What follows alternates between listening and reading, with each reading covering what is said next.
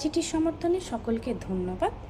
আর কিছু মানুষের মনে হচ্ছে বাড়াভাতে ছাই পড়েছে, এত নোংরা আর ভুলভাল কমেন্ট। আমি নাকি বিজেপিকে দেখতে পারি না, অন্যের আগুনে রুটি শিখতে নাকি খুব ভালো লাগে, আমি নাকি ভিউ বাড়ানোর জন্যে করছি, আঙুল নাকি সোজা আঙুলে ঘি না উঠলে আঙুল নাকি বেঁকাতে হয়।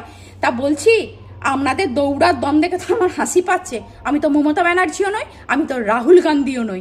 ছোট্ট বোনটা যখন সিবিআই পেয়েছিল, সিবিআই বলি কার হাতে? এতদিন চুপচাপ করে কেন বসেছিলেন? কবে ভোট আসবে বলে সেই জন্যে তার মাকে আজকে ব্রেন ওয়াশ করে ব্ল্যাকমেলিং করে ভোটে দাঁড় করালেন, তাকে জিতিয়ে দেবেন বলে, একটা আপনারা সিট জিতবেন বলে। এখন তো হেলিকপ্টারে করে প্রচুর তাবর নেতারা চলে আসছে, ভোটের প্রচার করছে, আমাদের মতো সাধারণ নাগরিকদের কাছে এসে হাতে পায়ে ধরছে যাতে ওনারা ভোটে জিতে। তখন তো কই দেখে নেই সিবিআইকে এসে বারবার ধাক্কা দিতে দরজায় যে ওর বিচার পায় দাও, ওর বিচার পায় দাও, ওর বিচার করো, ওর বিচার করো। কই তখন তো কই দেখে নেই।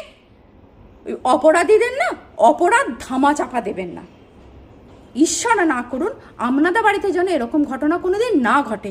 যদি কোনোদিন ঘটে না, ওই তাবর নেতারাই দেখবেন আপনাদেরকে নিয়ে রাজনীতি করছেন, তখন কোন দলের কাছে গিয়ে দাঁড়াবেন।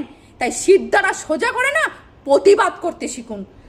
আমার মতন নাগরিকদের পেছনে লাগতে আসবে না, সাধারণ নাগরিকদের পেছনে লাগতে আসবে না, গর্জে উঠুন।